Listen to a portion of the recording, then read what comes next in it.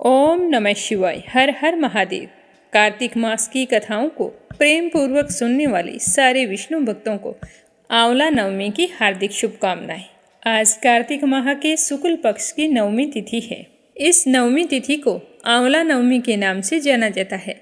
आंवले के वृक्ष की पूजा करने से सभी देवी देवताओं का आशीर्वाद प्राप्त होता है। इस दिन व्रत रखने से संतान की प्राप्ति होती है।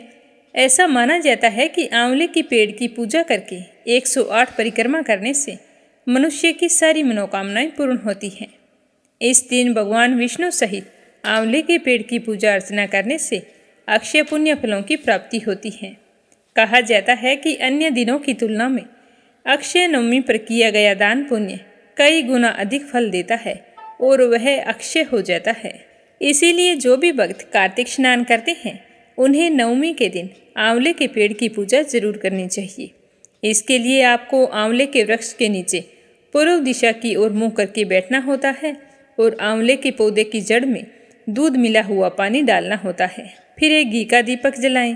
पेड़ के चारों ओर कच्चा धागा बांधकर कपूर या फिर शुद्ध घी की बाती वाला दीपक जलाकर 7 बार परिक्रमा करनी चाहिए और फिर आंवले के पेड़ के नीचे एक ब्राह्मण को भोजन करवाना चाहिए और स्वयं भी उसी वृक्ष के निकट बैठकर भोजन करें। कहा जाता है कि कार्तिक शुक्ल पक्ष की नवमी तिथि से लेकर पूर्णिमा तक भगवान श्री हरि विष्णु आंवले के पेड़ पर निवास करते हैं।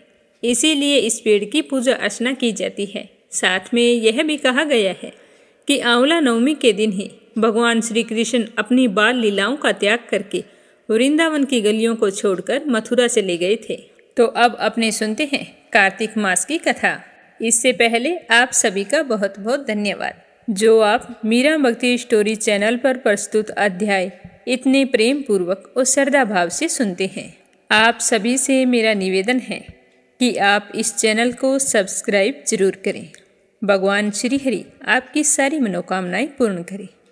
तो आइए सबसे पहले सुनेंगे एक छोटी सी कहानी गणेश जी भगवान की। तो प्रेम से कहिए गणेश जी महाराज की जय हो। एक समय की बात है कि गणेश जी भगवान एक बहुत ही सुंदर गांव से गुजर रहे थे। इस गांव के खेत हरे भरे थे। सुबह का समय था। ठंडी हवा का आनंद लेते हुए गणेश जी मुश्क पर सवार होकर चले जा रहे थे। इतने में वो एक खेत से गुजरे जिसमें जौ की फसल खड़ी थी। तो गणेश जी ने एक जौ की बाली तोड़ ली। फिर उसे तोड़कर देखा तो उसके अंदर 13 दाने अनाज के थे। तो यह देखकर गणेश जी को बड़ा ही अफसोस हुआ। वो सोचने लगे कि मैंने बिना पूछे किसी के खेत से 13 दाने अनाज के तोड़ लिए हैं, तो यह तो चोरी हो गई। चोरी करना पाप है, पर मैंने जानबूझकर चोरी नहीं की है। तो गणेश जी उस खेत के मालिक का पता लगाने लगे। तो किसी ने गणेश जी को बताया कि यह खेत हमारे गांव के सेठ जी का है।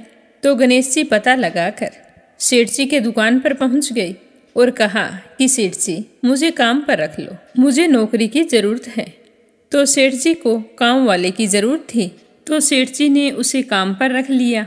तो गणेश जी कहने लगे कि मैं आपके यहाँ 12 साल नौकरी करूँगा। तो सेठ जी ने कहा कि कोई बात नहीं, जब तक तुम्हारी इच्छा हो तुम नौकरी कर सकते हो। तुम यह बताओ तुम्हारा नाम क्या है। तो गणेश जी भगवान कहने लगे कि मेरा नाम तो गणेश है। फिर गणेश जी तो सेठ जी के यहाँ नौकरी पर लग गए। घर का सारा काम करते और समय मिलते ही खेत में काम करने के लिए चले जाते। तो सेठ जी यह देखकर बहुत ही खुश होते कि यह लड़का कितना सच्चा और ईमानदार है। काश मेरे इस तरह का एक बेटा होता। क्योंकि सेठ जी के संतान नहीं थी, इसीलिए सेठ और सेठानी बड़े ही दुखी रहा करते थे। पर सेठ जी तो गणेश जी को अपने पुत्र के समान ही प्यार करते थे। एक दिन की बात है कि सेठानी लघु शंका के लिए गई और आकर राख से हाथ धोने लगी। तो यह देखकर गणेश जी ने सेठानी का हाथ पकड़ लिया और मिट्टी से हाथ धुलवा दिया। तो यह देखकर सेठानी को बहुत ही गुस्सा आया। जाकर सेठ जी से शिकायत की और कहा कि कैसा नौकर रखा है, उसने आज मेरा हाथ पकड़ लिया और आप पता नहीं उसकी किस बात की इतनी तारीफ करते रहते हो कि वो ईमानदार है, सच्चा है। तो सेठानी की बात सुनकर सेठ जी ने गणेश जी को बुलाया और पूछा कि बेटा गणेश, सेठानी सच बोल रही है क्या? तूने इनका हाथ पकड़ लिया, ऐसा क्यों किया? तो गणेश जी ने हाथ जोड़कर कहा कि सेठ जी, मैंने तो हाथ पकड़कर बस इतना ही कहा था कि राख से हाथ मत धोवो, क्योंकि राख से हाथ धोने पर लक्ष्मी नाराज होकर चली जाती है और मिट्टी से हाथ धोएं तो लक्ष्मी लौट आती है। तो सेठ जी सोचने लगे कि गणेश ठीक कह रहा है, इसमें कोई गलत बात नहीं है। जो कुछ भी किया हमारी भलाई के लिए किया है। ऐसा करते करते कई दिन बीत गए। थोड़े दिनों बाद कुंभ का मेला आया तो सेठानी सेठ जी से कहने लगी कि सेठ जी, मुझे तो कुंभ के मेले में स्नान करने जाना है। तो सेठ जी कहने लगे कि मुझे तो समय नहीं है, दुकान संभालनी होती है, फिर खेत जाना होता है। यह सोचते हुए उन्होंने गणेश को आवाज़ दी और कहा कि बेटा गणेश, तुम ऐसा करो, सेठानी जी को कुंभ के मेले में स्नान करवा के लाओ। तो सेठ जी की आज्ञा पाकर गणेश सेठानी को लेकर कुंभ के मेले में चला गया। तो सेठानी तो वहां जाकर पानी को हाथ लगाकर देख रही थी कि पानी ठंडा है और आगे जाऊंगी तो पानी गहरा है, कहीं मैं डूब ना जाऊं। यह सोचकर वो किनारे पर बैठकर स्नान कर रही थी। तो गणेश जी ने उनका हाथ पकड़ा और आगे ले जाकर डुबकी लगवाकर घर ले आई। घर आते ही सेठानी ने सेठ जी से कहा कि आपने कैसा नौकर रखा है, इसने तो मेरी लोगों के बीच में ही इज्जत नहीं रखी। इतनी सारी भीड़ थी वहां पर, उन सभी के बीच में मुझे घसीट कर पानी में आगे ले गया। तो यह सुनकर सेठ जी सोचने लगे कि गणेश ऐसा क्यों कर रहा है। उन्होंने आवाज़ लगाई कि बेटा गणेश, इधर आओ, क्या सेठानी सच कह रही है। तो गणेश ने कहा कि हाँ, सेठानी जी सच कह रहे हैं। इन्हीं से पूछो कि मैंने ऐसा क्यों किया। ये तो किनारे पर बैठकर गंदे पानी से स्नान कर रही थी। जब हम इतनी दूर से कुंभ के मेले में स्नान करने के लिए गए हैं तो कम से कम अच्छे पानी में जाकर डुबकी तो लगाओ। तो यह सुनकर सेठ जी फिर सोचने लगा कि गणेश जी सच कह रहा है। फिर सेठानी को समझा दिया, गणेश जी को कुछ नहीं कहा। ऐसा करते करते घर पर पूजा पाठ रखी। हवन हो रहा था तो सेठ जी ने गणेश जी से कहा कि जाओ सेठानी जी को बुला कर लाओ कि हवन शुरू होने वाला है। तो गणेश जी सेठानी को बुलाने के लिए गए तो सेठानी तैयार हो रही थी। चुनरी ओढ़कर जैसे ही गणेश जी के साथ चलने लगी तो गणेश जी ने चुनरी पकड़कर फाड़ दी और कहा कि लाल चुनरी ओढ़ कर आओ। तो सेठानी जी नाराज होकर सो गई। सेठ जी बार बार देखते रहे कि सेठानी आई नहीं, आखिर क्या बात है। काफी देर इंतजार करने के बाद स्वयं हवन से खड़े हुए और अंदर आकर देखा तो सेठानी तो पलंग पर सोई पड़ी थी। तो सेठ जी ने कहा कि क्या बात है, मैंने गणेश को तुम्हें बुलाने के लिए भेजा था, कहाँ है वो, आया नहीं तुम्हारे पास। तो सेठानी रोते हुए कहने लगी कि सेठ जी, आज तो हद हो गई, आपके गणेश ने मेरी चुनरी फाड़ दी है। अब भी तुम यही कहोगे कि गणेश ने यह भी सही किया है। तो यह सुनते ही सेठ जी को बहुत ही गुस्सा आया और गुस्से में गणेश जी को आवाज़ लगाई। तो सेठ जी की आवाज़ सुनकर गणेश जी दौड़े दौड़े आए और कहने लगे कि सेठ जी क्या बात है। तो सेठ जी गणेश जी को डांटने लगे और कहा कि गणेश, तूने आज तो हद ही कर दी, अपनी सेठानी की चुनरी फाड़ दी। तुमने ऐसी हरकत क्यों की, मुझे बताओ। तो गणेश जी कहने लगे कि सेठ जी, सेठानी जी काली चुनरी ओढ़कर हवन में बैठने वाली थी, तो काले वस्त्र कभी भी पूजा पाठ में नहीं पहने जाते, इसीलिए मैंने लाल चुनरी ओढ़ने के लिए कहा था। काला वस्त्र पहनने से कोई भी शुभ काम सफल नहीं होता। तो सेठ जी फिर सोचने लगे कि गणेश जी है तो समझदार। फिर सेठानी को समझा बुझाकर हवन के लिए ले गए। ऐसा करते करते कई महीनों बीत गए। गणेश जी की नौकरी के 12 वर्ष पूरे हो गए। तो एक दिन की बात है कि सेठ जी ने अपने घर पर गणेश भगवान की पूजा रखी। तो पूजा करने के लिए पंडित आया तो वह पूजा पाठ की सारी सामग्री तैयार करके कहने लगा कि सेठ जी, मैं तो मूर्ति घर पर ही भूल आया हूँ, अब क्या करें। तो गणेश जी वहीं पर खड़े थे। वो कहने लगे कि मेरे को ही मूर्ति बनाकर विराजमान कर लो, आपके सारे काम सफल हो जाएंगे। तो गणेश जी के इतना कहते ही सेठ जी को बहुत ही गुस्सा आया और वो बोले कि अब तक तो तुम सेठानी से मजाक करते थे, अब तुम मुझसे ही मजाक करने लग गए। तो गणेश जी बोले कि नहीं सेठ जी, मैं मजाक नहीं कर रहा हूँ, मैं तो सच बोल रहा हूँ। इतना कहकर गणेश जी ने अपना असली रूप धारण कर लिया। तो गणेश जी का यह रूप देखकर सेठ, सेठानी और पंडित हैरान हो गए। तो गणेश जी ने हंसकर कहा कि जल्दी से पूजा समाप्त करो। तो पूजा पाठ शुरू की गई। पूरे विधि विधान से गणेश जी की पूजा की। जैसे ही पूजा समाप्त हुई तो गणेश जी तो अंतर्ध्यान हो गए। सेठ और सेठानी को बड़ा ही अफसोस होने लगा। उन्होंने कहा कि हमारे पास आज तक गणेश जी रहते रहे और हम उनसे काम करवाते रहे। हमें तो पता ही नहीं था कि ये गणेश जी भगवान हैं। अब ये पाप कैसे उतरेगा? हमने उनसे कितना काम करवाया है। तो सेठानी कहने लगी कि आपने तो काम ही करवाया था। मैंने तो गणेश जी भगवान को ना जाने कितनी डांट लगाई है। तो गणेश जी भगवान मुझसे तो जरूर नाराज हो गए होंगे। अब हमें क्या करना चाहिए? तो इस तरह अफसोस करते करते सेठ और सेठानी सो गए। तो गणेश जी ने सेठ जी के सपने में आकर कहा कि आप इस तरह दुखी होकर क्यों सोए हो? मैंने तुम्हारे यहाँ कोई काम नहीं किया, क्योंकि 12 साल पहले मैंने आपके खेत से जौ की बाली तोड़ी थी। उसी का कर्ज चुकाने के लिए तुम्हारे घर पर काम कर रहा था। तुम्हें अफसोस करने की कोई ज़रूरत नहीं है। मैं तो अपने चोरी का दोष उतारने के लिए आपके यहाँ आया था। आपके साथ रहकर मुझे बहुत ही अच्छा लगा। आज से तुम्हारे घर में कोई भी चीज़ की कमी नहीं रहेगी। यह बोलकर गणेश जी भगवान अंतर्ध्यान हो गए। सुबह होते ही सेठ जी ने देखा कि उनके घर करोड़ों की माया हो गई, अनाज के भंडार भर गए। तो यह देखकर सेठ जी बहुत ही खुश हुए। कुछ दिनों बाद सेठानी गर्भवती हो गई और 10वें महीने बहुत ही सुंदर पुत्र को जन्म दिया। इस तरह गणेश जी की कृपा से सेठ जी धनवान और पुत्रवान हो गए। हे गणेश जी महाराज, जैसे आपने सेठ जी को दिया वैसा सबको देना। कहानी कहने वाले को, सुनने वाले को और हुंकारा भरने वाले को, सारे परिवार को देना। बोलो गणेश जी महाराज की जय हो। अब अपने सुनेंगे श्री धर्मराज जी की संपूर्ण कथा। तो आप सभी इस कथा को पूरा ध्यान लगाकर सुनना। एक समय की बात है कि नैमिषारण्य तीर्थ में 88,000 शौनकादि ऋषिगण परम श्रद्धा के साथ पुराणों के ज्ञाता श्री सूत जी महाराज से पूछने लगे कि हे भगवान, हम आपके मुखारबिंद से धर्मराज जी की कथा और उसका विधान तथा महात्म्य सुनना चाहते हैं। सो आप हमें कृपया करके यही सुनाइए। तो श्री सूत जी बोले कि हे ऋषियों, आज आप लोगों ने मुझसे मनुष्यों के कल्याण कामना से यह सब कुछ पूछा है। अतः आज मैं आप लोगों को धर्मराज की कथा सुनाता हूँ।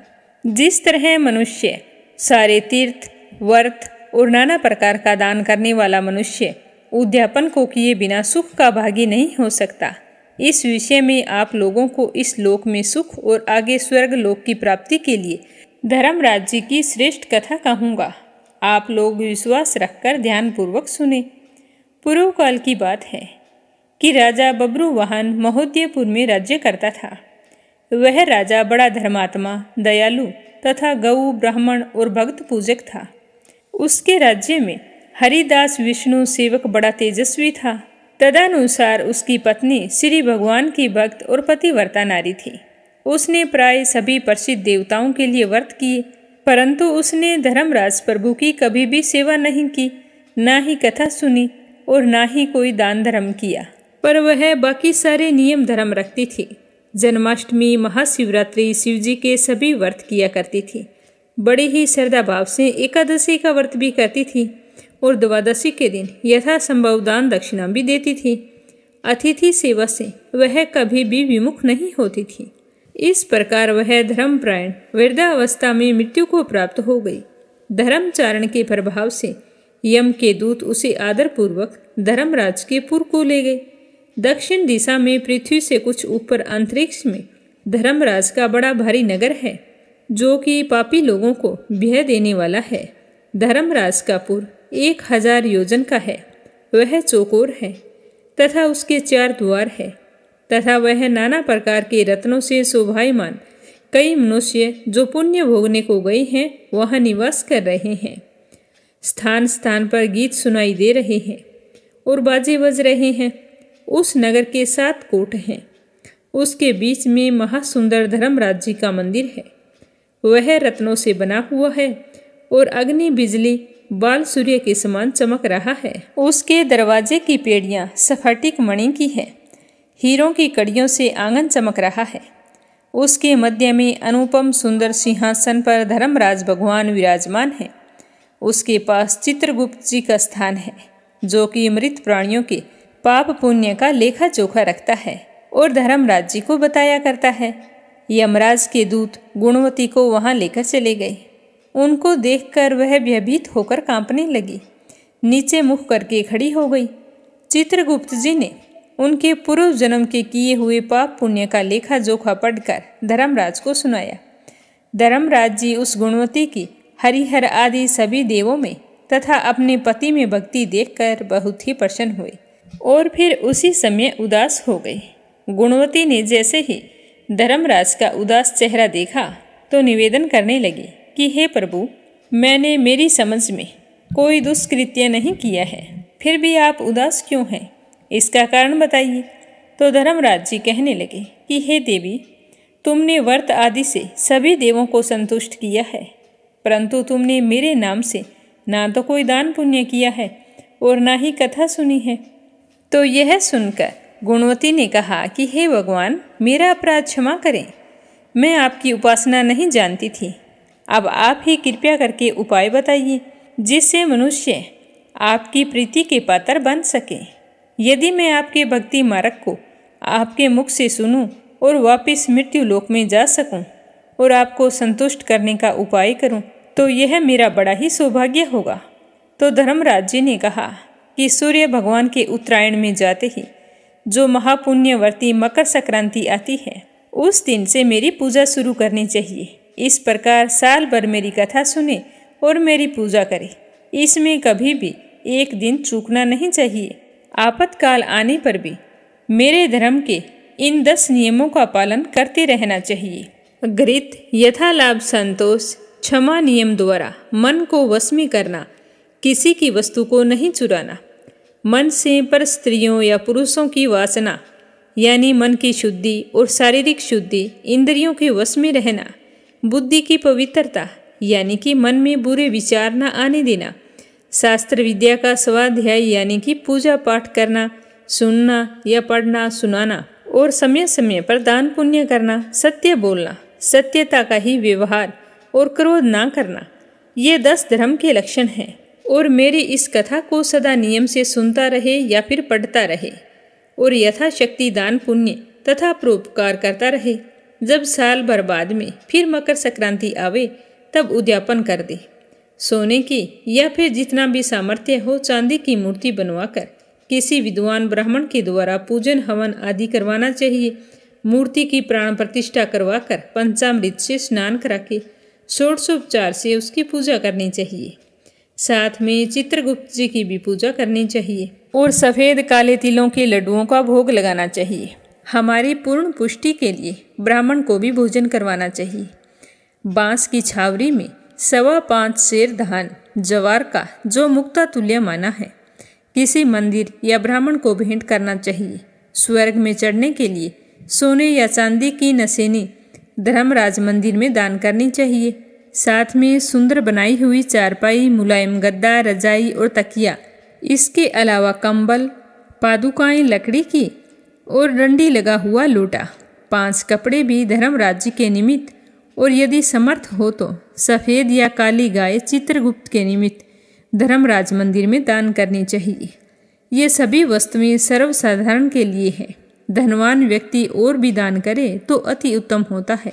तो गुणवती धर्मराज जी की सारी बात सुनकर कहने लगी कि ये बात है तो मुझे एक बार फिर से संसार में भेजिए, जिससे मैं आपकी कथा का प्रचार कर सकूं।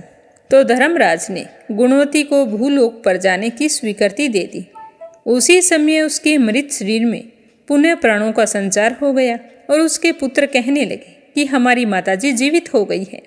इसके बाद गुणवती ने अपने पति और पुत्र को सारी बात बताई जो धर्मराज जी ने मनुष्यों के कल्याण के लिए कही थी। फिर गुणवती ने मकर संक्रांति से विधि विधान से व्रत और धर्मराज जी की प्रतिदिन पूजा और कथा शुरू कर दी और स्वर्ग जाने के लिए दान पुण्य कर्म आदि करने शुरू कर दिए। इस प्रकार गुणवती साल भर कथा सुनकर धर्म के 10 अंगों का पालन करके मृत्यु उपरांत वापिस स्वर्ग में पहुँचे तो देवताओं ने गुणवती का बहुत ही आदर सत्कार किया और वह वहाँ रहकर स्वर्ग के सुखों को भोगती रही। तो सूत जी कहने लगे कि हे ऋषियों, जिस घर में स्त्री या पुरुष इस धर्मराज भगवान की व्रत कथा को श्रद्धा भाव से पढ़ता है तो वह दुखों से मुक्त हो जाता है तथा संपूर्ण दान देने से पाप मुक्त हो जाता है। इसमें कोई संशय की बात नहीं है।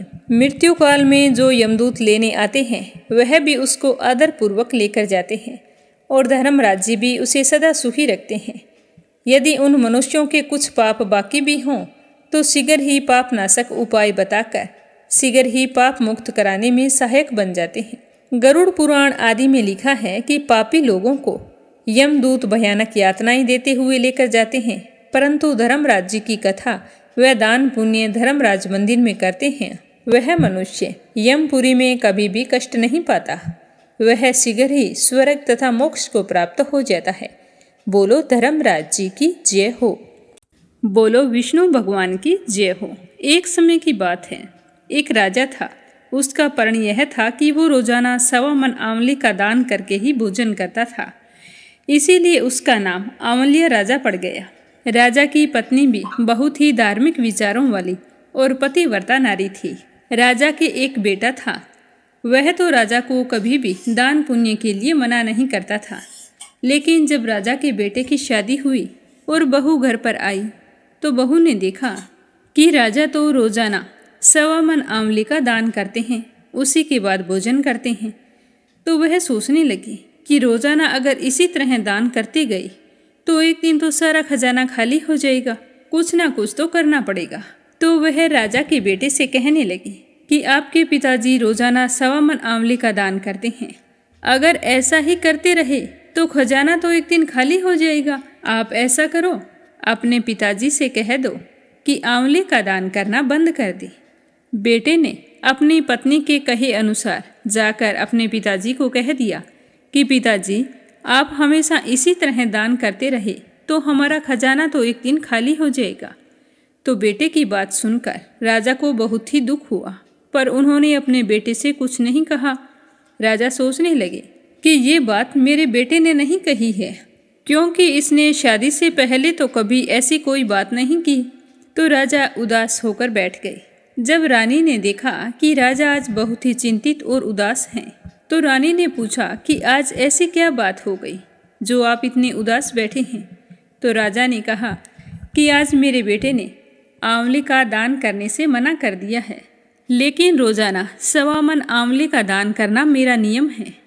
अगर मैं दान नहीं कर पाया तो मैं तो भोजन नहीं करूँगा, मैं तो यह राज्य छोड़कर जा रहा हूँ। तो रानी ने कहा कि मैं भी आपके साथ चलूँगी, अगर आप ही यहाँ पर नहीं रहेंगे तो मैं अकेली यहाँ क्या करूँगी। तो यह कहकर रानी भी राजा के साथ चल पड़ी। दोनों महल छोड़कर बियाबान जंगल में जाकर बैठ गई।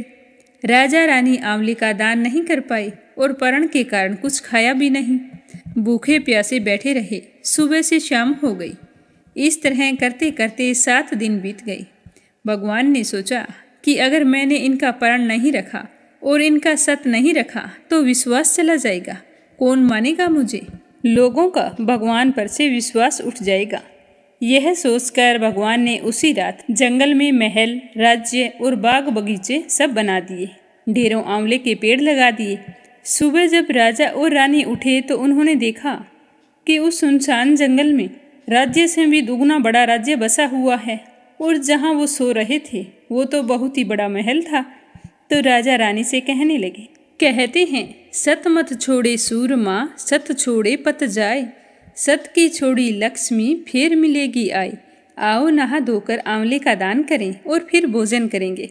तो राजा रानी ने आंवले का दान करके भोजन किया और खुशी खुशी जंगल में रहने लगे। और उनके पीछे बेटे और बहू दोनों बहुत ही परेशान हो गए, क्योंकि उन्होंने आंवले का अपमान किया था, अपने माता पिता से बुरा व्यवहार किया था। उसके कारण बेटे बहू के बुरे दिन आ गए। राज्य दुश्मनों ने छीन लिया। वे दोनों दाने दाने के मोहताज हो गए और काम ढूंढते हुए अपने पिताजी के राज्य में ही पहुंच गए। उनके हालात इतने बिगड़े थे कि वो गली गली में आवाज़ें लगा रहे थे कि कोई हमें काम पर रख लो, कोई हमें काम पर रख लो। तो राजा ने जब ये आवाज़ सुनी तो राजा ने कहा कि जाओ, कोई बेचारा गरीब लगता है, अपने तो यहाँ पर बहुत सारे काम हैं, कोई काम कर लेगा और उसे 2 वक्त की रोटी मिल जाएगी। यह कहकर राजा अपने आदमियों को भेजकर उन दोनों पति पत्नी को बुला लेते हैं, लेकिन राजा ने उन्हें नहीं पहचाना और काम पर रख लिया। और उनके बेटे बहू को शकल कुछ जानी पहचानी लगी, पर वो तो सोच भी नहीं सकते थे कि उनके माता पिता इतने बड़े राज्य के मालिक भी हो सकते हैं। तो उन्होंने भी ज़्यादा ध्यान नहीं दिया और काम पर लग गए। एक दिन की बात है, रानी ने अपने बाल धोए तो नौकरानी बनी बहू से कहने लगी कि बेटा तुम मेरे बाल गूंथ दो। तो बहू रानी साहिबा के बाल गूंथने लगी। तो उसी समय उसने देखा कि सासू माँ के बालों के अंदर एक सोने का बाल है। उसे यह देखकर रोना आने लगा। सोचने लगी कि मेरी सास के सर में भी एक सोने का बाल था। कितने अच्छे थे मेरे सास ससुर, मैंने उन्हें आंवले का दान करने से रोक दिया था तो वो घर छोड़ के चले गए थे। आज ना जाने वो कहाँ होंगे और किस हाल में होंगे। धन तो यूं ही नष्ट हो गया है और हम दर दर की ठोकरें खाते फिर रहे हैं।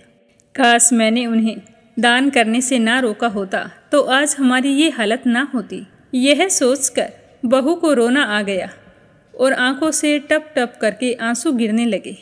एक आंसू जाकर उसकी सास की पीठ पर गिरा तो रानी ने तुरंत पलट कर देखा और पूछा कि तू रो क्यों रही है। तो उसने रोते रोते बताया कि रानी साहिबा, आपकी तरह मेरी सासू माँ के सर में भी एक सोने का बाल था और मेरे सास ससुर विष्णु जी के परम भगत थे। वो रोजाना 1.25 मन आंवले का दान करके फिर ही भोजन किया करते थे। मैंने उन्हें दान करने से मना कर दिया और वे दुखी होकर घर छोड़कर चले गए। मुझे लगता है सास ससुर को तंग करने की वजह से आज हमारी ये हालत हो गई है और वे ना जाने आज कहाँ हैं, किस हाल में हैं। बस यही सब कुछ सोचकर मेरी आंखों में आंसू आ गए। तो इतना सुनते ही रानी ने पीछे मुड़कर देखा और अपनी बहू को पहचान लिया और कहने लगी कि बेटा वो सोने की बाल वाली सास मैं ही हूँ।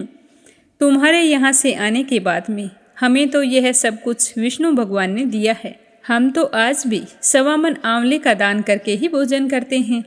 तो यह सुनकर उसकी बहू जोर जोर से रोने लगी और अपनी सासू माँ के पैर पकड़ लिए। तो उसकी सासू माँ ने उसे गले लगाते हुए कहा कि बेटा अब तो तुम्हें समझ में आ गया कि दान देने से कभी नहीं घटता है, दान देने से तो बढ़ता है। यह कहकर रानी दौड़ी दौड़ी अपने पति के पास गई और जाकर खुशी से कहने लगी कि हमारे घर पर जो काम कर रहे हैं वो और कोई नहीं, हमारे बेटे बहू हैं। तो यह सुनकर राजा को भी बड़ी खुशी हुई और दौड़कर अपने बेटे को गले से लगा लिया। फिर उनके बेटे बहू भी सुखपूर्वक अपने माँ बाप के साथ रहने लगे। हे भगवान, जैसे राजा रानी का सत रखा वैसे सबका सत रखना। आंवला नवमी के दिन जो भी व्यक्ति आपकी इस कथा को सुने, सुनाए या फिर हुंकारा भरे, उसकी सारी मनोकामनाएं पूर्ण करना। एक समय की बात है, जगत गुरु शंकराचार्य भिक्षा मांगने के लिए आए तो वो सबसे पहले जाकर एक कुटिया के सामने रुके। उस कुटिया में एक बूढ़ी औरत रहती थी जो अत्यंत गरीब और दयनीय हालत में थी। शंकराचार्य की आवाज़ सुनकर वह बूढ़ी औरत बाहर आई तो उसके हाथ में एक सूखा आंवला था। वह बोली कि महात्मन, मेरे पास तो इस सूखे आंवले के सिवा कुछ भी नहीं है जो मैं आपको भिक्षा में दे सकूं। तो शंकराचार्य ने उसकी दयनीय हालत देखी तो उन्हें बहुत ही दया आ गई और उन्होंने उसी समय उसकी मदद करने का प्रण लिया और अपनी आंखें बंद की और मंत्र रूपी 22 श्लोक बोले। 22 श्लोक कनकधारा के स्रोत थे। ये स्रोत हर मनुष्य को शुक्रवार के दिन या फिर जब हम भगवान श्री हरि विष्णु भगवान की पूजा करते हैं तो जरूर पढ़ने या सुनने चाहिए। इससे माता लक्ष्मी बहुत ही प्रसन्न होती है। तो माँ लक्ष्मी ने प्रसन्न होकर अपने दिव्य दर्शन शंकराचार्य को दिए और कहा कि शंकराचार्य, इस औरत ने अपने पूर्व जन्म में कोई भी वस्तु दान नहीं की है। यह बहुत ही कंजूस थी और मजबूरीवश भी किसी को कुछ देना पड़ जाता तो यह बुरे मन से दान करती थी। कभी भी इसने खुश होकर दान नहीं किया, इसीलिए इस जन्म में आज इसकी ये हालत हुई है। यह अपने कर्मों का फल भोग रही है, इसीलिए मैं इसकी कोई सहायता नहीं कर सकती। तो शंकराचार्य ने देवी लक्ष्मी की बात सुनकर कहा कि हे महालक्ष्मी, इसने पूर्व जन्म में अवश्य दान धर्म नहीं किया है, लेकिन इस जन्म में इसने पूरी श्रद्धा से मुझे यह सूखा आंवला भेंट किया है। इसके घर में कुछ भी ना होते हुए भी इसने यह मुझे दिया है। इस समय इसके पास यही सबसे बड़ी पूंजी है। तो आंवले का दान देखकर लक्ष्मी माता बहुत ही प्रसन्न हुई और उसी समय उसने गरीब महिला की कुटिया में सोने के आंवलों की वर्षा कर दी। कहा जाता है कि आंवला नवमी के दिन आंवले का दान करना और आंवले का सेवन करना और आंवले के पौधे की पूजा करना बहुत ही शुभ माना जाता है। अब अपने सुनते हैं कार्तिक स्नान की कथा। एक नगर में एक बूढ़ी माई अपने बेटे बहू के साथ रहा करती थी। बेटे की शादी को बहुत साल हो चुके थे, लेकिन संतान की प्राप्ति नहीं हुई थी। उस बुढ़िया की बहू बहुत ही धार्मिक विचारों वाली थी। वह हमेशा विष्णु जी की पूजा किया करती थी। कार्तिक और बैसाख के महीने में सूर्य उदय होने से पहले उठकर स्नान करती और फिर तुलसी में जल सिंचा करती थी। रविवार के व्रत रखती, व्रत रखकर आंकड़े के पौधे की पूजा करती, भगवान श्री हरि विष्णु और सूर्य भगवान की कथा सुनती। ऐसा करते करते कई वर्षों बीत गए, संतान की प्राप्ति नहीं हुई। तो एक दिन लक्ष्मी माता कहने लगी, ये औरत कितने नियम धर्म से आपकी पूजा पाठ करती है और आप हैं कि इसे संतान प्राप्ति का आशीर्वाद नहीं देते, तो इसकी पूजा सफल नहीं हुई तो हमें कौन मानेगा। तो विष्णु भगवान कहने लगे कि लक्ष्मी, इसके भाग्य में संतान का सुख नहीं है, तो मैं इसे आशीर्वाद कैसे दे सकता हूँ। तो लक्ष्मी माता कहने लगी कि कार्तिक स्नान का पुण्य फल इतना कम तो नहीं होता कि आप इसे संतान प्राप्ति का आशीर्वाद भी ना दे सकें। तो इस तरह लक्ष्मी माता के कहने पर विष्णु भगवान ने बुढ़िया की बहू को पुत्र प्राप्ति का वरदान दे दिया और लक्ष्मी जी से कहने लगे कि जिस दिन इसके बेटे की शादी होगी उस दिन वह मृत्यु को प्राप्त हो जाएगा। 10 महीने पूरे होते ही बुढ़िया की बहू ने बहुत ही सुंदर पुत्र को जन्म दिया। तो बुढ़िया की खुशी का कोई ठिकाना नहीं रहा। उसने पूरे नगर में न्योता दिया, खूब बधाइयाँ बांटी। 21 दिन बाद में जब उसके पोते का नामकरण संस्कार करने के लिए पंडितों को बुलाया तो उन्होंने देखकर बताया कि इस बालक की आयु बहुत ही कम है। जिस दिन इसकी शादी होगी उस दिन यह मृत्यु को प्राप्त हो जाएगा। तो यह सुनकर बुढ़िया और उसका बेटा बहुत ही दुखी हुए। तो उसकी बहू समझाने लगी कि भगवान ने चाहा तो ऐसा कुछ नहीं होगा। वह अपने बच्चे का पालन पोषण करने लगी और साथ ही विष्णु जी की पूजा भी बड़ी ही श्रद्धा भाव से करती रही। ऐसा करते करते कई साल बीत गए। एक दिन की बात है कि बुढ़िया की बहू बैसाख का महीना चल रहा था और पीपल सींचने के लिए गई हुई थी। तो वहाँ जाकर वो पीपल में जल डालकर गांव की औरतों के साथ कहानी सुन रही थी। तो कहानी में बहू ने सुना कि किस तरह सेठ और सेठानी को कार्तिक और बैसाख स्नान के पुण्य फल से संतान ना होते हुए भी संतान का सुख मिला। तो यह सुनते सुनते उसकी आंखों में आंसू आ गए। तो वहाँ एक बूढ़ी महिला बैठी थी। उसने पूछा कि बेटा तुम रो क्यों रही हो। तो वह कहने लगी कि माँ जी क्या बताऊँ, पहले मेरी संतान नहीं थी, अब भगवान की कृपा से मुझे एक बेटा हुआ है। पंडितों ने बताया है कि जिस दिन उसकी शादी होगी वह मृत्यु को प्राप्त हो जाएगा। तो वह बुढ़िया कहने लगी कि बेटा तुम अपने बेटे के लिए ऐसी बहू चुनना जिसे अखंड सौभाग्य का आशीर्वाद मिला हो। तो यह सुनकर बुढ़िया की बहू खुशी खुशी घर आ गई और आकर अपनी सासू माँ से कहने लगी कि माँ जी आप अपने बेटे से कहो कि आपके पोते का रिश्ता कर दें। तो उसकी सास कहने लगी कि बेटा क्या तुम पंडित वाली बात भूल गई हो। तो वो कहने लगी कोई बात नहीं माँ जी, जो भगवान को करना होगा वो कर लेंगे, हम ब्याह करके अपने मन की तो निकाल लें। मैं तो कहती हूँ कि कोई अच्छी सी लड़की देखकर इसका विवाह तय कर देते हैं। तो बुढ़िया भी बहुत ही खुश हुई, पर मन ही मन डर भी लग रहा था कि शादी होते ही पता नहीं क्या होगा। फिर बुढ़िया का बेटा अच्छी सी लड़की तलाश करने लगा। रिश्ता देखने के लिए वह दूसरे नगर को जा रहा था। तो रास्ते में बहुत ही जोरों की धूप पड़ रही थी। तो वह एक तालाब के किनारे पेड़ के नीचे बैठ गया।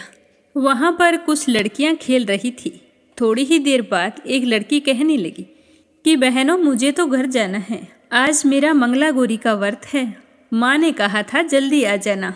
तो उसकी सहेलियाँ कहने लगी कि मंगला गौरी का व्रत क्यों किया जाता है और तुम इस व्रत को क्यों करती हो। तो वह कहने लगी कि जो भी लड़की मंगला गौरी का व्रत करती है उसके सुहाग पर कभी कोई आंच नहीं आती। मंगला देवी हर मुसीबत से बचाती है। तो दूसरी लड़कियां हंसने लगी और कहने लगी कि कहाँ है तुम्हारा अखंड सुहाग, हमें भी तो बताओ। इस तरह हंसती हुई वे सारी लड़कियां घर चली गई। तो बुढ़िया का बेटा उनकी बातें सुन रहा था। उसने मन ही मन सोचा कि मेरे बेटे का विवाह अगर इस लड़की के साथ हो जाए तो वह भी दीर्घायु हो सकता है। तो यह सोचकर वो उस लड़की के पीछे पीछे उनके घर तक चला गया और वहां जाकर आवाज़ लगाई। तो एक बूढ़ा आदमी बाहर आया। तो बुढ़िया के बेटे ने उन्हें प्रणाम किया और चरण स्पर्श करके अपना नाम और पता बताया। तो उस बूढ़े आदमी ने उन्हें आदर से बैठाया और कुछ देर बातचीत करने के बाद में पूछा कि आप किस काम से आए हो। तो बुढ़िया का बेटा कहने लगा कि मैं आपकी पोती का हाथ अपने बेटे के लिए मांगने आया हूँ। तो उस बूढ़े आदमी ने सब कुछ पूछकर अपनी पोती का रिश्ता उसके बेटे के साथ कर दिया और शुभ मुहूर्त आने पर दोनों का विवाह कर दिया। अब बुढ़िया, उसके बेटे, बहू सारे बहुत ही खुश थे, लेकिन अंदर ही अंदर एक चिंता सताई जा रही थी कि कहीं पंडितों ने जो कहा है वो सच ना हो जाए। पता नहीं हमारे भाग्य में क्या लिखा है। लेकिन बुढ़िया की बहू ने विष्णु भगवान की पूजा करनी फिर भी नहीं छोड़ी। जब लड़के की शादी को 3 दिन हुए थे तो उसकी आयु पूरी हो गई और यमराज बुढ़िया माई के पोते को लेने के लिए आ गए। जैसे ही उन्होंने बुढ़िया के पोते के कमरे में प्रवेश किया तो उस बहू के तेज को देखते ही यम के दूतों के पैर पीछे पड़ने लगे और सोचने लगे कि हम तो गलत जगह पर आ गए हैं। तो वो जल्दी जल्दी वहाँ से चले गए और यमराज के पास जाकर कहने लगे कि आपने हमें कहाँ भेज दिया। उसकी पत्नी को अखंड सौभाग्य का वरदान प्राप्त है, हम उसे नहीं ला सकते। तो यमराज कहने लगे कि उसकी आयु तो कम ही थी, लेकिन उसकी पत्नी को अखंड सौभाग्य का वरदान प्राप्त है, वो मंगला गौरी के व्रत करती है। इस तरह बुढ़िया की बहू सूझबूझ पूजा पाठ से उसके बेटे को लंबी आयु का आशीर्वाद मिल गया। फिर पांचों हंसी खुशी रहने लगे। हे कार्तिक देव, जिस तरह आपने बुढ़िया की बहू को संतान प्राप्ति का आशीर्वाद दिया और फिर उसके बेटे की लंबी आयु के लिए मार्गदर्शन किया, वैसे सबका करना, हमेशा सही राह दिखाना और अपना आशीर्वाद हमेशा बनाए रखना। बोलो विष्णु भगवान की जय हो। एक गांव में एक सास और बहू रहा करती थी। कार्तिक का महीना आया तो सास अपनी बहू से कहने लगी कि बहू, मैं तो कार्तिक स्नान के लिए तीर्थ जाना चाहती हूँ। तो बहू कहने लगी कि सासू माँ, मैं भी आपके साथ चलूँगी। आपके बेटे तो अभी परदेश गए हैं, मैं अकेली पीछे क्या करूँगी। तो उसकी सास कहने लगी कि बेटा, तू अभी छोटी है, घर की रखवाली के लिए भी कोई चाहिए। अब की बार तो मैं ही जाती हूँ, तुम फिर कभी चली जाना। तो ऐसा कहकर उसकी सासू माँ तीर्थ को चली गई। अब वो अकेली क्या करे। बैठी बैठी सोच रही थी कि गंगा स्नान तो मुझे भी करना था। तभी गली में घड़े बेचने वाले की आवाज़ आई तो वह भागकर बाहर गई और कहने लगी कि भैया, आपके पास कुंडे हैं क्या। तो उसने कहा कि हाँ बहन हैं। तो वह उससे 33 कुंडे ले आई। अब रोजाना एक कुंडा भरकर रख देती और सुबह जल्दी उठकर उस कुंडे में स्नान करती और कहती कि सासू नहाए उंडे में, बहू नहाए कुंडे में, और फिर उस कुंडे को उल्टा करके रख देती। फिर तुलसी माता की पूजा करती, सूर्य देव को अर्घ्य देती। इस तरह सारा समय अपना भजन कीर्तन और पूजा पाठ में ही बिता देती। ऐसा करते करते महीना पूरा हो गया। जिस दिन कार्तिक माह की पूर्णिमा तिथि थी, उस दिन उसकी सासू माँ गंगा जी में स्नान कर रही थी। तो उसी समय उसके नाक की नथ निकलकर पानी में बह गई और वहाँ से बहकर जहाँ बहू स्नान करती थी उस कुंडे में आ गई। तो कुंडे में नथ देखकर बहू ने अपने सासू माँ की नथ को पहचान लिया और सोचने लगी कि मेरी सासू माँ की नथ यहाँ पर कैसे आई। उसने उसे उठाया और संभाल कर रख दिया। अब सासू माँ अपने नाक की नथ खोकर बहुत ही परेशान थी। उदास होकर कुछ देर तो बैठी रही, फिर बड़े ही दुखी मन से वहाँ से लौट चली। जब वो घर आई तो बहुत ही उदास थी। उसकी बहू बड़ी ही खुश थी। घर बहुत ही शांत और पवित्र नजर आ रहा था। तो बहू ने अपनी सासू माँ को देखते ही उनके चरण स्पर्श किए और चारपाई पर बैठाकर पानी का लोटा लेकर आई और कहने लगी कि लो माँ जी, पानी पी लो। लगता है आप तो बहुत थक गई हैं, कितने उदास दिखाई दे रहे हैं। तो वो कहने लगी कि बेटा, मैं कार्तिक स्नान से नहीं थकी हूँ। मेरे नाक की नथ खो गई है, मैं तो उसी को लेकर परेशान हूँ। सुहाग की चीज़ खो जाना अब शुभ माना जाता है। तो अपनी सासू माँ की बात सुनकर बहू अंदर गई और नथ लाकर अपनी सासू माँ को दे दी। तो बहू के पास नथ देखकर उसकी सास कहने लगी कि बेटा, ये तुम्हारे पास कैसे आई? तो उसने कहा कि माँ जी, यह तो गंगा के पानी में बहकर कुंडे में आई थी। मैंने पहचान ली और मैंने अंदर रख दी। तो उसकी सास कहने लगी कि गंगा का जल कुंडे में कैसे आया? तो वह अपनी सासू माँ को लेकर ऊपर गई, जहाँ उसने कुंडे रख रखे थे। तो वे सारे के सारे कुंडे सोने के हो गए। तो इस तरह का चमत्कार देखकर उसकी सास बहुत ही हैरान हुई और पूछने लगी कि बहू, ये सब कुछ कैसे हुआ? तो वो बोली कि माँ जी, आप तो कार्तिक स्नान के लिए चले गए थे और मैंने तो उसी दिन 33 कुंडे ले लिए।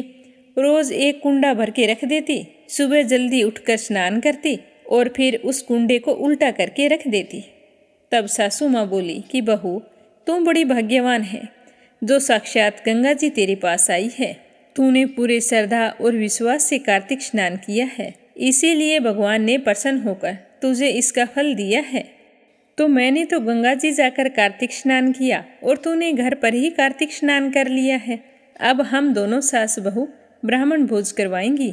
तो उसी दिन उसकी सास जाकर नगर में ब्राह्मणों को न्योता दे आई। फिर उन्हें श्रद्धा भाव से भोजन करवाया और यथासंभव दान दक्षिणा देकर विदा किया। उसके बाद हर साल दोनों सास बहू कार्तिक स्नान करती। उसके बाद में तुलसी माता की पूजा करके सूर्य देव को अर्घ्य दिया करती थी, जिससे कार्तिक देवता उन पर प्रसन्न हो गई। उनका घर धन दौलत से भर गया। हे कार्तिक देव, जैसे आपने बहू पर कृपा की वैसी सब पर करना। जो भी आपकी इस कथा को सुने उन पर अपना आशीर्वाद हमेशा बनाए रखना। बोलो विष्णु भगवान की जय हो। अब अपने सुनते हैं कार्तिक मास महात्म्य का अगला अध्याय। तो श्रद्धा भाव से सुनते रहिए। श्री हरि की कृपा आप सब पर हमेशा बनी रहे। बोलो कृष्ण कन्हैया की जय हो। सूत जी कहने लगे कि इस प्रकार अपनी अत्यंत प्रिय सत्यभामा को यह कथा सुनाकर भगवान श्री कृष्ण संध्या उपासना करने के लिए माता के घर गए। यह कार्तिक मास का व्रत भगवान विष्णु को अति प्रिय है तथा भक्ति प्रदान करने वाला है। रात्रि जागरण, प्रातःकाल का स्नान, तुलसी वट सिंचन, उदापन और दीपदान, यह 5 क्रम भगवान विष्णु को प्रसन्न करने वाले हैं। इसीलिए इनका पालन अवश्य करना चाहिए।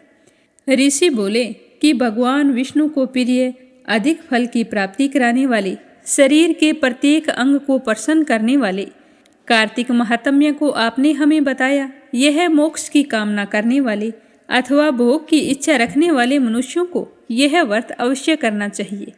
इसके अतिरिक्त हम आपसे एक बात पूछना चाहते हैं कि यदि कार्तिक मास का व्रत करने वाला मनुष्य किसी संकट में फंस जाए या फिर किसी वन में हो या व्रती किसी रोग से ग्रस्त हो जाए, तो उस मनुष्य को कार्तिक व्रत को किस प्रकार करना चाहिए? क्योंकि कार्तिक व्रत भगवान विष्णु को अत्यंत प्रिय है और इसके करने से मुक्ति एवं भक्ति प्राप्त होती है, इसीलिए इसे छोड़ना भी नहीं चाहिए। तो श्री सूत जी ने इसका उत्तर देते हुए कहा कि यदि कार्तिक का व्रत करने वाला मनुष्य किसी संकट में फंस जाता है तो वह हिम्मत करके भगवान शंकर या भगवान विष्णु के मंदिर जो भी पास में हो उसमें जाकर रात्रि का जागरण करे।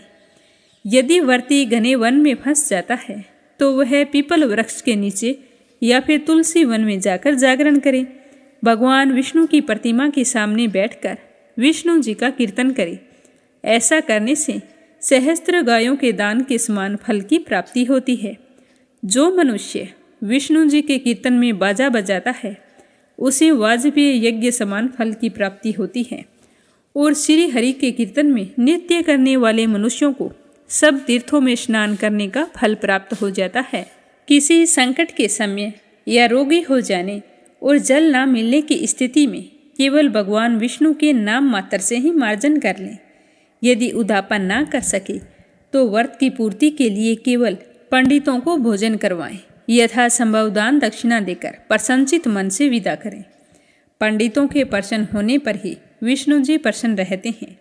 यदि मनुष्य दीप दान करने में असमर्थ है तो वह दूसरे के जलाए हुए दीप की वायु आदि से भली भांति रक्षा करे। यदि तुलसी का पौधा समीप ना हो तो वैष्णव ब्राह्मण की ही पूजा कर ले, क्योंकि भगवान विष्णु सदैव ही अपने भक्तों के समीप रहते हैं।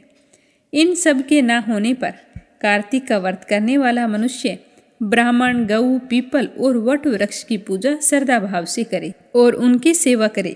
तो शौनकादि ऋषि कहने लगे कि आपने गऊ तथा ब्राह्मणों के समान पीपल और वट वृक्षों को बताया है और सभी वृक्षों में पीपल तथा वट वृक्ष को ही श्रेष्ठ कहा है। इसका क्या कारण है वो भी मुझे बताइए। सूत जी कहने लगे कि पीपल भगवान विष्णु का और वट भगवान शंकर का स्वरूप है और पलाश पितामह ब्रह्मा जी के अंश से उत्पन्न हुआ है। जो कार्तिक मास में उसके पत्तल में भोजन करता है वह भगवान विष्णु के लोक में जाता है। जो इन वृक्षों की पूजा, सेवा एवं दर्शन करते हैं उनके सभी पाप नष्ट हो जाते हैं।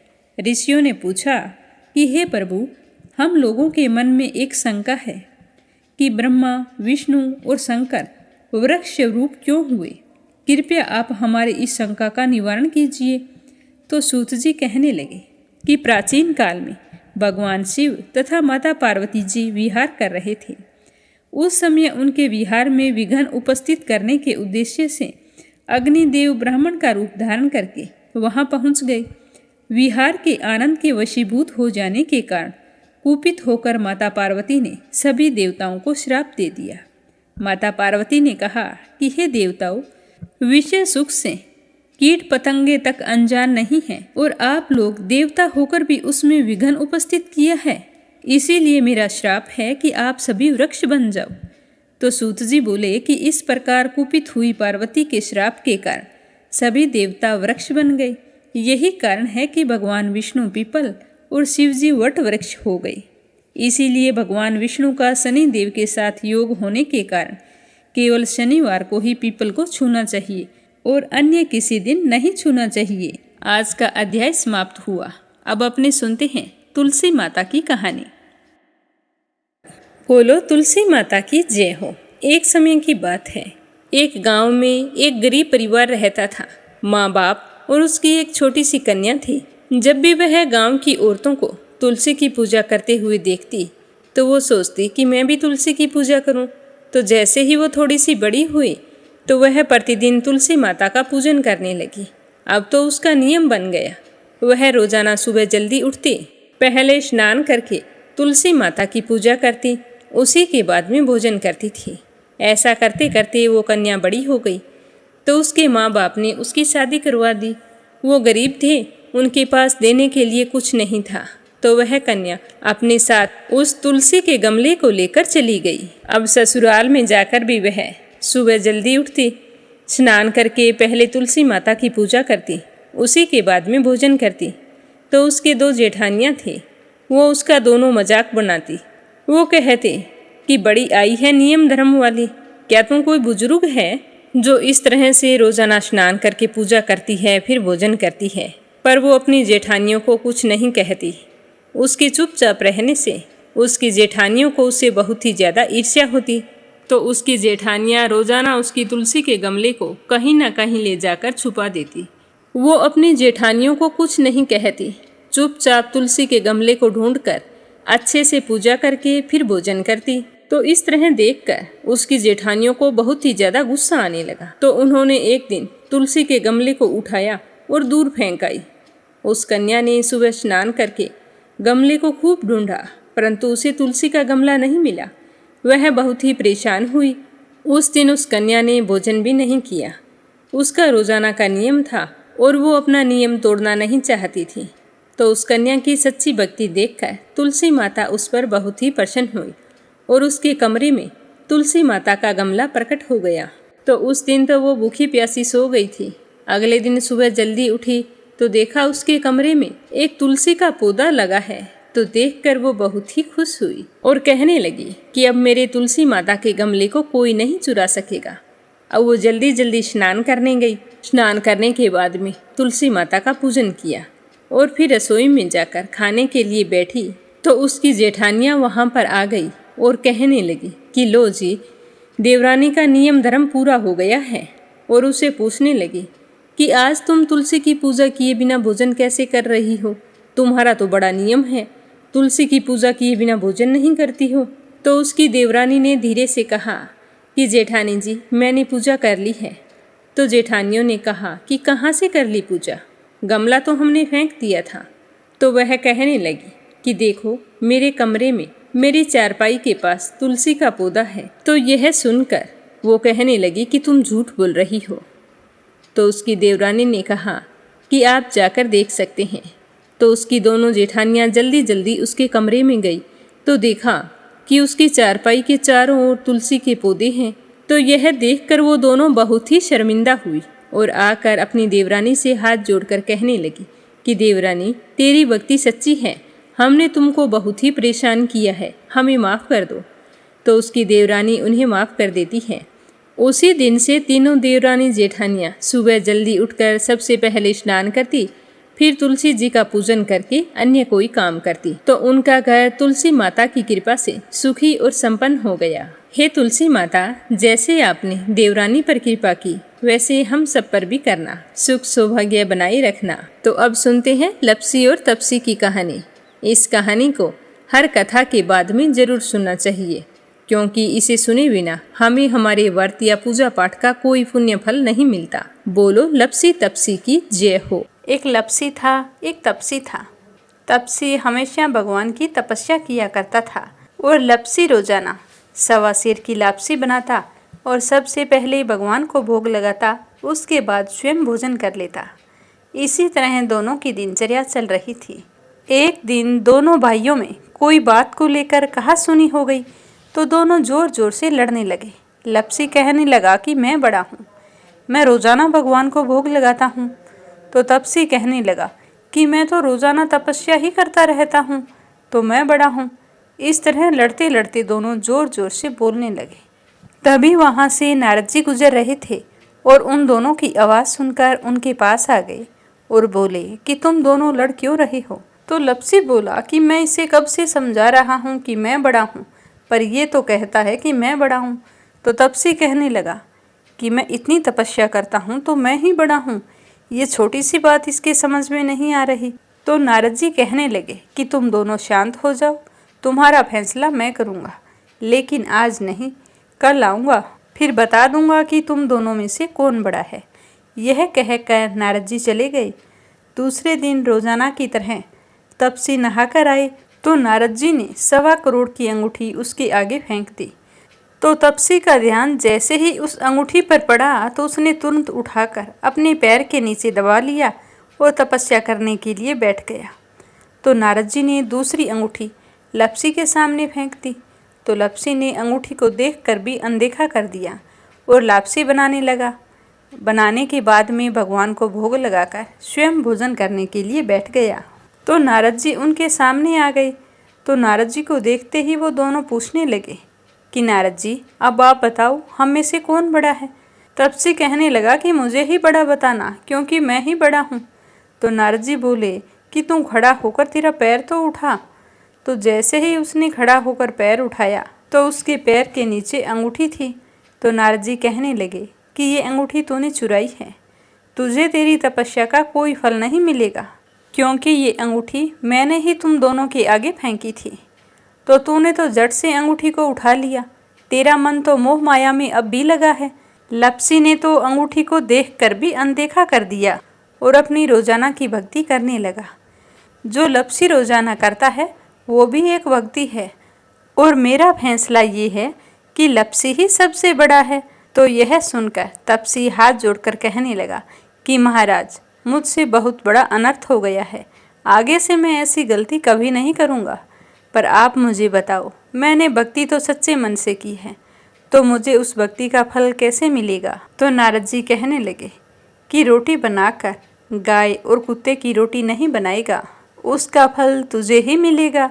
रोटियां बनाकर पीछे से सुबह छोटी रोटी नहीं बनाएगा, उसका फल, और शाम को रोटी बनाकर पीछे से एक बड़ी रोटी नहीं बनाएगा, उसका फल भी तुझे ही मिलेगा। ब्राह्मण को भोजन करवाकर दक्षिणा नहीं देगा तो वो फल भी तुझे ही मिलेगा।